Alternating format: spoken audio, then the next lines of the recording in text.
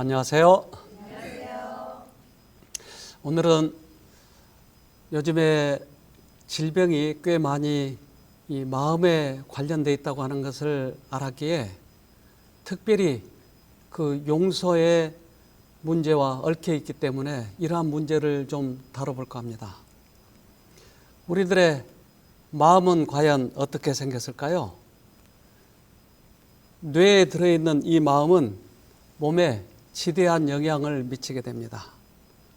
따라서 마음을 어떻게 처리하는지, 병이 들면 마음이 치료되어야 몸이 치료되는데 마음이 치료되는 그런 방법은 어떤 것인지, 또 원인은 어디서 오는 것인지 이런 것들을 좀 살펴볼까 합니다.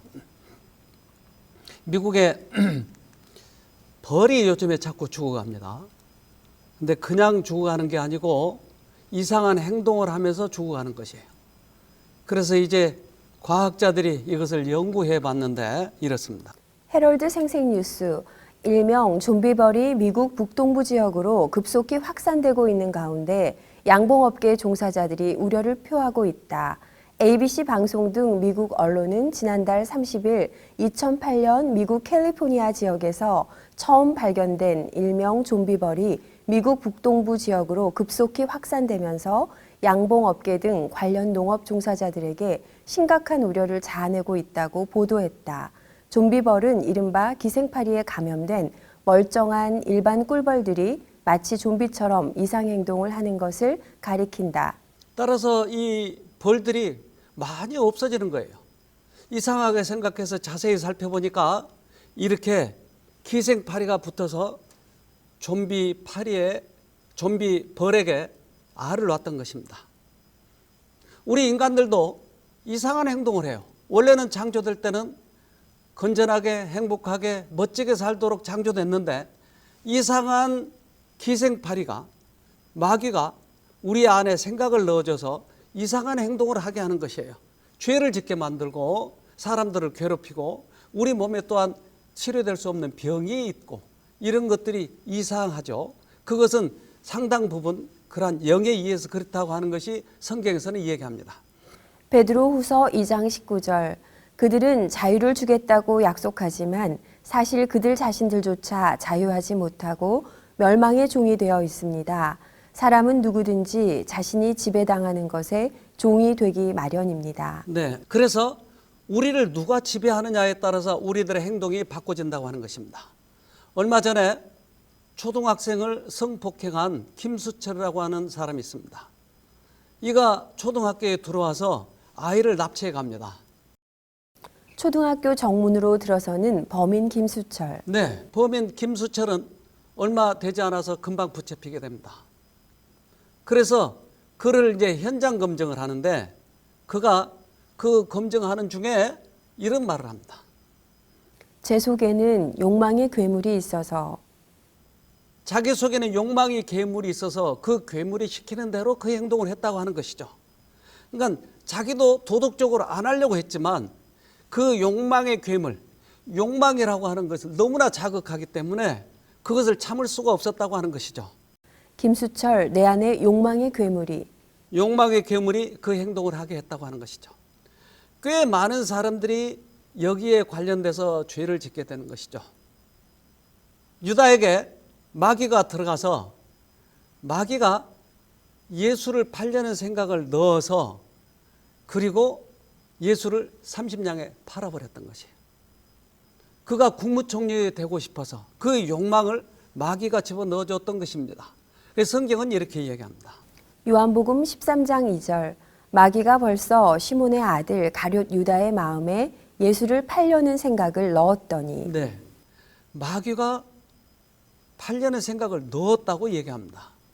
그렇다면 우리들도 이 생각을 잘 지키지 않으면 우리들 생각 속에 들어와서 그러한 나쁜 짓을 저지르고 죄를 짓는 것을 우리는 누가 시켜서 하는지를 모르고 그렇게 해버리고 말죠.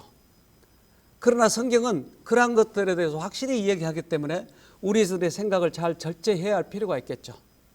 스페인에 가면 투어를 합니다. 성난소를 이제 투우장에 내보내고 투우사는 보자기 하나를 들고 소를 유인합니다. 그럼 들이받으려고 하면 투우사는 보자기로 들이받게 하고 자기는 피해버리는 것이죠.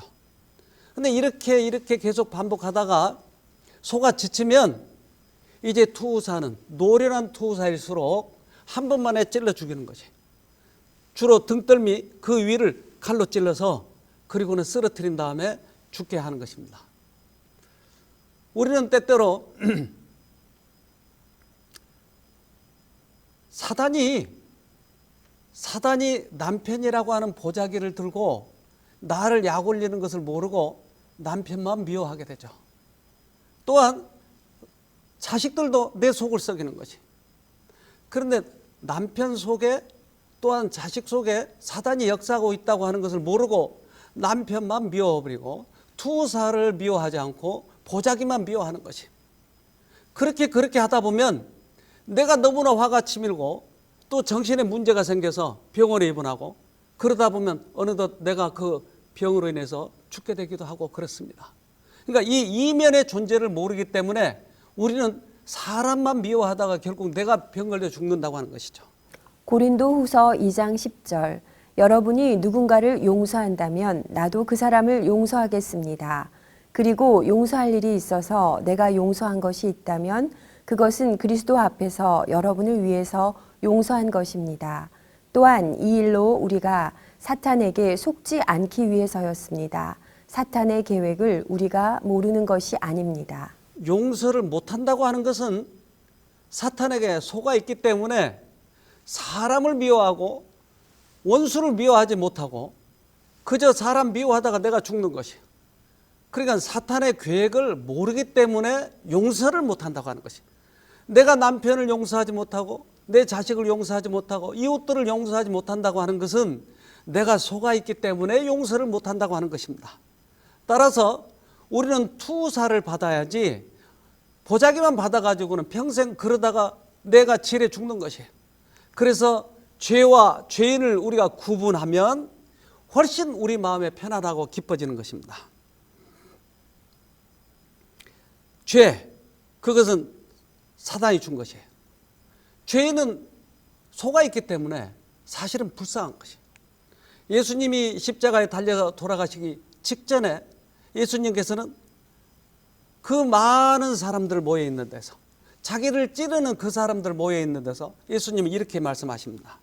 누가복음 23장 34절 이에 예수께서 가라사대 아버지여 저희를 사하여 주옵소서 자기의 하는 것을 알지 못함이니이다 하시더라. 저희를 사하여 주옵소서. 근데 그 이유는 사해야 되는 이유는 자기들이 하고 있는 짓을 자신이 모르고 있기 때문에 용서해 달라고 하는 것이. 투사한테 속아서 보재기 역할을 하고 있었을 뿐이지 그 보재기를 미워하는 것이 아니고 사단을 미워하는 것인데 이것을 모르기 때문에 그들이 나에게 이렇게 괴롭게 하는 것이에요. 그러니 저들을 사해 달라는 것입니다. 예수님은 죄와 죄인을 구분하는 것을 용서라고 얘기한 것입니다. 그래서 우리 마음에 미워하는 사람이 있다면 그 사람 하는 행동이 누가 하는지를 생각하면 그 사람이 불쌍하게 보이는 것이 이것을 용서라고 얘기합니다.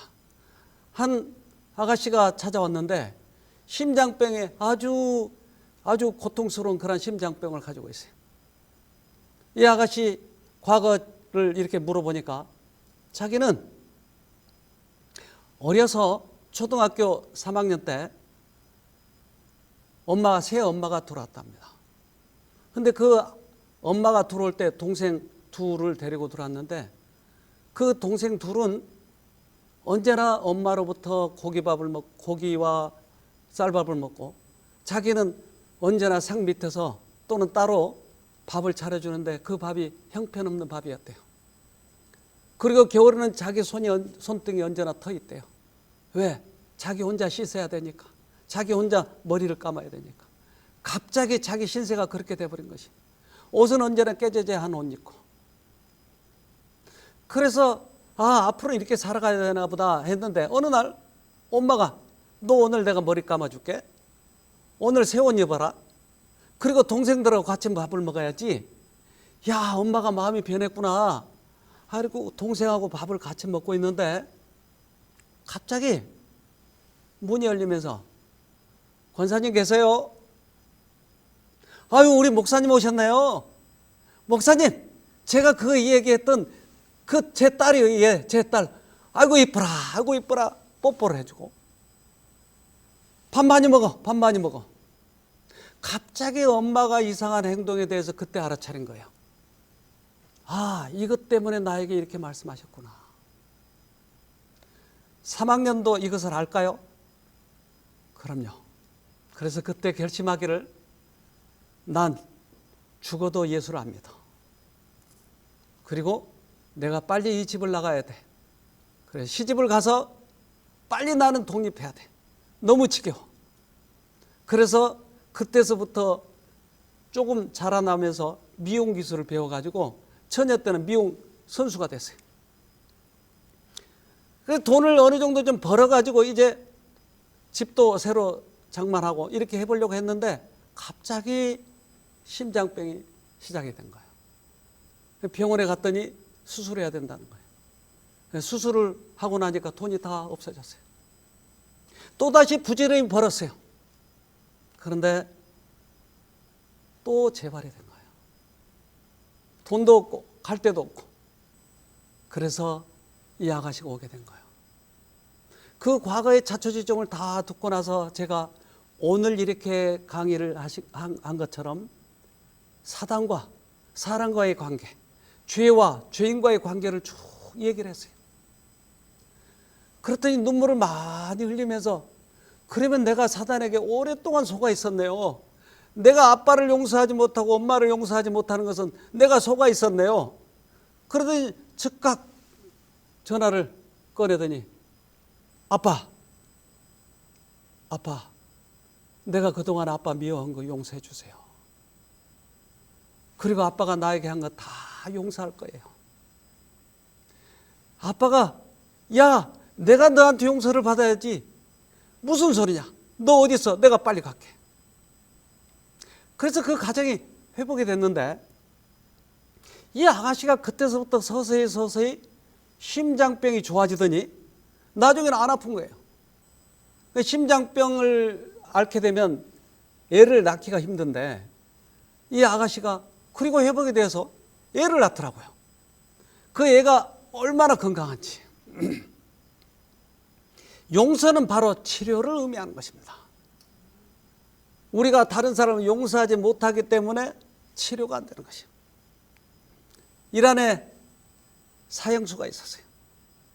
근데 이 사형수는 의자 위에 올려놓고 이제 그 피해자의 부모가 와서 이 의자를 발로 차면, 목을 걸어놓고 발로 차면 이렇게 교수형이 되는 거지. 그런데 이제 엄마가 그 피해자의, 그러니까 죽은 이 사람은 살인죄를 저질렀는데 살인죄를 저질른 이 사람을 이제 교수형을 시키는데 그 피해자의 어머니가 와서 이제 의자를 차기로 돼 있어요. 그래서 의자에 올라가 있는 이 사형수를 발로 차려고 하는 순간에 갑자기 그 어머니가 뺨을 때리면서 의자를 발로 차지 않는 것이. 그리고는 이렇게 얘기합니다. 그러나 알리네자드는 의자를 걷어차는 대신 의자 위로 올라섰다. 그리고 발날에 따귀를 때렸다. 그 순간 마음속에서 분노가 사라지는 듯한 느낌이 들었습니다. 눈물이 터져 나왔어요. 남편을 불러 목을 잰 밧줄을 풀어주라고 했죠. 놀란 발랄의 어머니는 군중을 해치고 달려왔다. 그는 알리네자드를 와락 껴안고 엎드려 그의 발에 입을 맞추려 했다. 그러나 알리네자드는 그를 일으켜 세웠다. 알리네자드는 그도 결국엔 저와 같은 엄마라고 했다. 발랄을 용서한 지 일주일이 지난 현재 알리네자드는 마음의 평화를 찾았다고 했다. 그는 지난 몇 년간 저는 이미 죽은 사람이나 마찬가지였다며 지금은 그래도 마음이 평온하다. 복수심은 이제 마음속에서 사라졌다고 말했다. 우리가 원수를 갚으면 편해질 것 같이 생각이 되지만 원수를 갚으면 또 다시 괴로운 것이에요. 근데 원수를 용서하면 이 사람 말처럼 편해지는 것이에요. 그 피해자 어머니가 입을 열었다. 절대 쉽지 않은 용서였다고 했다. 피해자 어머니 사멜의 알리네 자드는 25일 영국 가디언과의 전화 인터뷰에서 정말 마지막 순간까지 용서하지 않으려고 했다고 털어놨다. 우리들의 마음은 사단에게 속았기 때문에 용서하지 않고 원수를 갚으려고 하는 것이. 그러나 하나님께서는 우리 마음에 용서하라고 하시는 것이. 예수님이 이 세상에 있는 모든 사람을 용서하신 것처럼 우리도 용서하라고 하는 것이. 용서를 받으면 다른 사람을 용서할 수가 있어요. 내가 용서를 받아보지 않았으면 용서할 수가 없는 것이. 그래서 예수님의 십자가를 받아들이라고 하는 것입니다. 그것이 치료였어요. 이 사람의 마음을 편하게 한 것은 바로 그 용서였어요. 예수님은 십자가에 달려 돌아가실 때 아파서 돌아가신 것이 아니에요. 그는 이 세상의 모든 짐을 지려고 하니까 심장이 터져서 돌아가셨어요. 죄책감이었어요. 예수님은 죄의 값을 다 받으셨던 것이에요. 그리고 우리는 그것을 믿은 자에게 용서를 경험하게 해줌으로 해서 예수님이 가지고 계시는 그 평안을 우리도 누릴 수 있다고 하는 것입니다. 갈라디아서 3장 13절 그리스도께서 우리를 위하여 저주를 받은 바 되사 율법의 저주에서 우리를 속량하셨으니 기록된 바 나무에 달린 자마다 저주 아래 있는 자라 하였습니다. 네, 나무에 달린 자마다 저주받은 자인데 예수님이 이 세상에 있는 모든 저주를 다 받아버린 것이에요. 그래서 예수님이 우리의 저주를 받았기 때문에 예수님이 저주를 받을 필요가 없는 것이죠. 일본에 사형수가 있었어요. 그런데 이 사형수는 억울하게 누명을 썼어요. 근데 이게 지방법원, 고등법원에서는 다 해결이 됐지만, 다 사형수라고 그렇게 언도했지만, 이 대법원에 올라가서 이 사람을 무죄라고 선언한 것이에요. 세계 최장기 사형수 하카마다 이하오 78세가 무죄 판결을 받고 풀려났다. 27일 세계 최장기 사형수가 마침내 석방됐다. 일본 법원은 그의 유죄 판결 근거로 사용된 증거가 조사 당국에 의해 조작됐을 가능성이 있다면서 석방 결정을 내렸다. 무려 40여 년 동안 사형수로 감옥에 있다가 70 몇 세가 돼가지고 나온 거예요.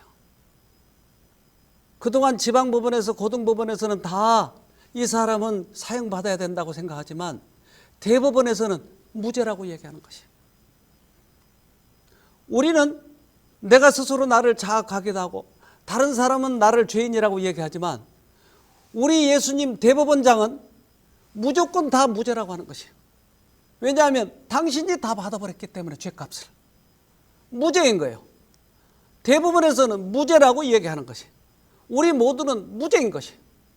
예수님 받았기 때문에. 그래서 스스로 내가 이것을 죄값을 지려고 하는 것은 나를 자학하는 것이에요. 용서는 모든 사람이 다 무죄라고 하는 것을 선언하는 것이에요. 용서를 받아들이면 그렇기 때문에 우리가 편안해지는 것입니다. 고린도 후서 5장 19절 곧 하나님께서 사람들의 죄과를 따지지 않으시고 화해의 말씀을 우리에게 맡겨주심으로써 세상을 그리스도 안에서 자기와 화해하게 하신 것입니다. 그러므로 우리는 그리스도의 사절입니다. 하나님께서는 우리를 시켜서 여러분에게 권고하십니다. 우리는 그리스도를 대리하여 간청합니다. 여러분은 하나님과 화해하십시오. 네. 얼마나 죄를 졌든지 많이 졌든지 적게 졌든지 그것과 관계없이 모든 죄값을 지셨다고 하는 것이. 우리가 할 일은 이것을 받아들이는 것이. 우리는 대법원 판결을 받아들여야 되는 것이.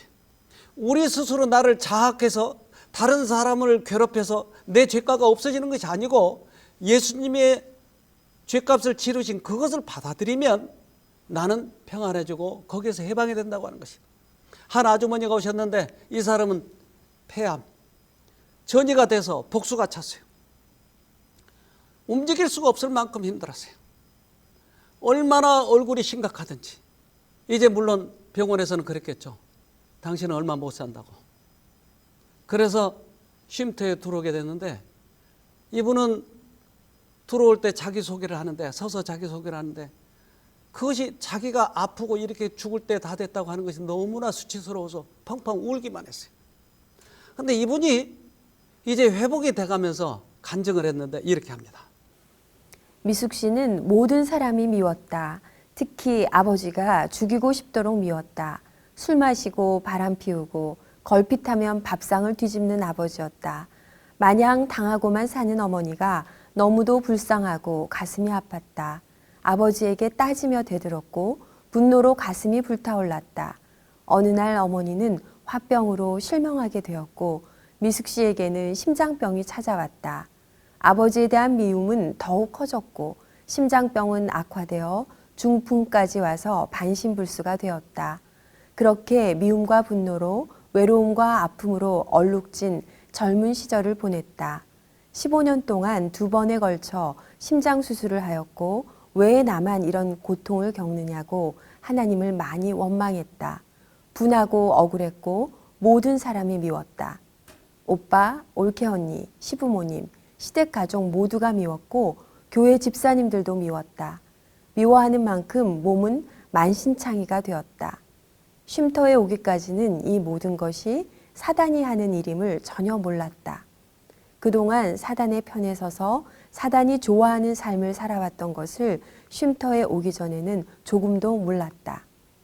심장 수술 후 10년 만에 폐암을 진단받았다. 폐암 사기라고 하였다. 온몸에 힘이 쭉 빠졌다. 1년 동안 항암제를 먹었다. 폐에 물이 차서 숨이 찼고 세 발짝도 걸음을 옮기지 못했다. 간이 붓고 장이 부어 밥을 먹지 않아도 배가 터질 것만 같았다. 자신의 상태가 너무 비참하게 느껴져서 쉼터에 처음 온 날 자기소개하는 시간에 그저 눈물만 펑펑 쏟았다. 쉼터에서 하나님을 다시 알게 되었다. 하나님은 우리를 고쳐주시는 분임을, 우리가 낫기 원하시는 분임을 알았다. 사단은 파괴자이지만 하나님은 회복자이시라고 했다. 그 하나님을 쳐다보라고 강의 시간에 배웠다. 십자가에 달리신 예수님을 쳐다보았다. 자신을 위해 돌아가신 예수님을 생각하니 가슴속 깊이 눈물이 솟구쳐 올라왔고 감격하여 뜨거운 눈물이 흘러내렸다. 마음에 평안이 찾아오고 몸이 치유되는 것을 느꼈다. 마음속의 응어리가 다 풀어지는 듯 했다. 용서에 대하여 배웠다. 그토록 미워했던 사람들이 이제는 불쌍하게 느껴졌고 용서하게 되었다. 용서하니까 몸이 낫기 시작했다. 어깨에 모든 짐을 내려놓는 기분이었다. 마음이 병을 능히 이긴다. 잠언 18장 14절 말씀을 들었다. 하나님을 쳐다보고 그분을 믿으면 아무 문제 없을 거야 라는 믿음을 가졌다. 하나님께 다 맡기고 나니 마음이 편해졌다. 처음에는 내 몸속에 암덩어리가 없어지기만을 기도하였는데 언제부터인가 하나님께 감사하는 기도로 바뀌어 갔다. 나의 모난 성품이 변화하고 자아를 내려놓게 해달라고 자존심을 버리게 해달라고 간구하면서 감사의 조건을 계속 찾았다. 나날이 몸이 아주 가뿐해졌고 등산도 가볍게 다녀오고 즐겁게 탁구도 쳤다. 나는 그동안 매사에 짜증이 많고 불만으로 가득 차서 늘 화가 나 있는 엄마, 소리 지르는 엄마였기에 딸은 항상 나를 무서워했다. 어느 날 쉼터에서 집에 다니러 갔다. 딸이 조용히 다가와 말했다. 엄마, 엄마가 예수님 같아요. 미안하고 가슴이 아팠다. 나는 그렇게 변화되고 있었다. 미숙 씨는 말한다. 폐암 초기였다면 쉼터에 오지 않았을 텐데 폐암 4기였기에 쉼터에 왔어요. 고난이 주는 유익이 무엇인지 알게 되었어요. 쉼터에 오지 않았다면 나는 어떻게 되었을까? 하나님을 제대로 알지도 못하고 마음대로 화내며 미워하며 살고 있었을 거예요. 쉼터에서 미숙 씨는 자신을 위해 돌아가신 예수님의 사랑을 발견했다. 그 사랑에 감사하며 이제는 하나님의 뜻대로 살아야겠다고 미숙 씨는 굳게 마음을 다져본다. 하나님을 바라보면 모든 병에서 치료된다는 것을 몸으로 경험했다.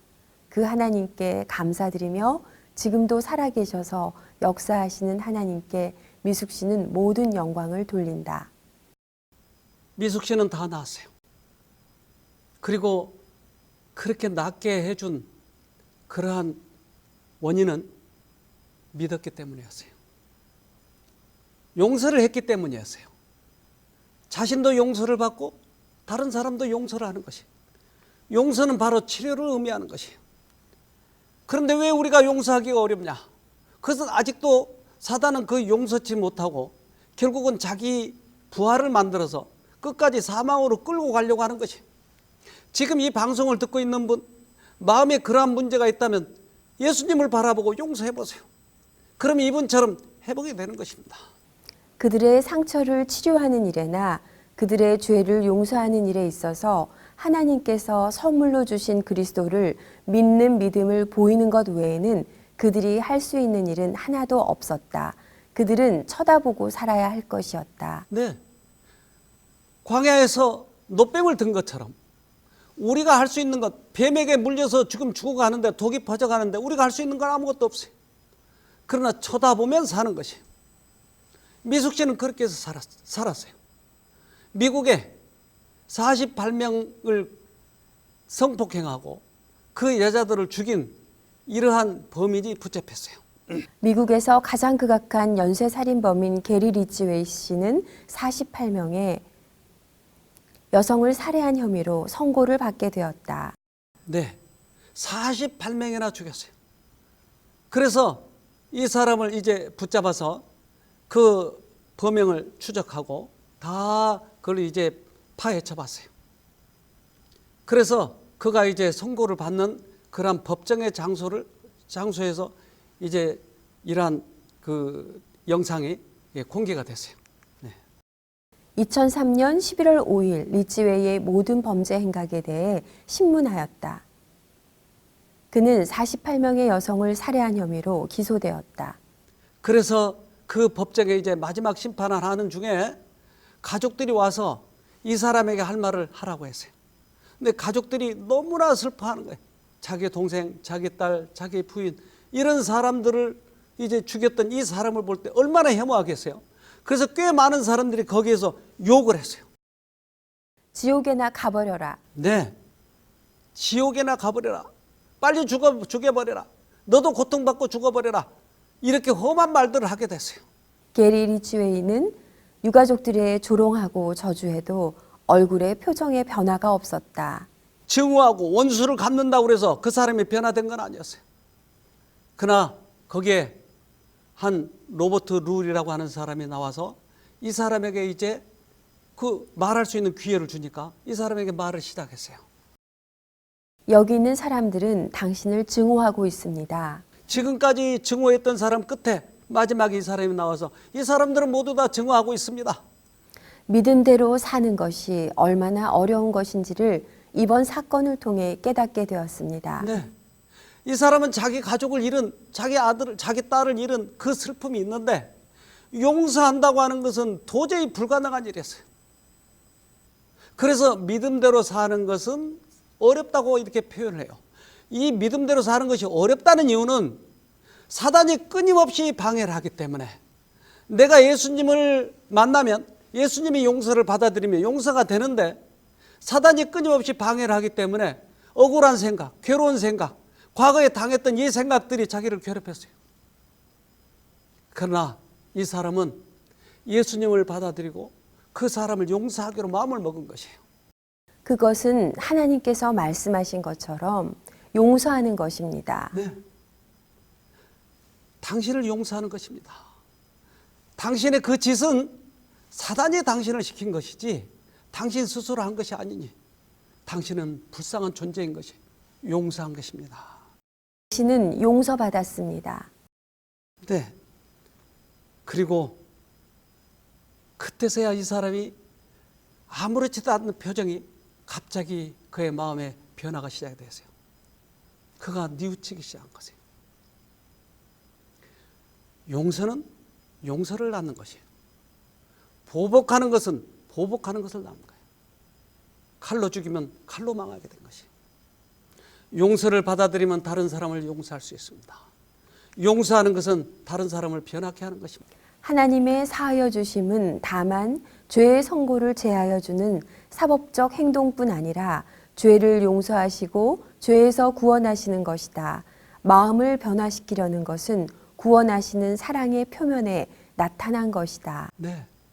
예수님의 십자가는 그래서 우리들에게 큰 의미가 있는 것이, 용서를 받아들이는 것은 다른 사람을 용서하는 것이, 내가 용서를 받아들이면 내가 치유가 되는 것이, 우리 안에 혹시 그러한 문제가 있거든 이번 기회에 용서를 받고 용서하시고 꼭 회복되시기를 간절히 바랍니다.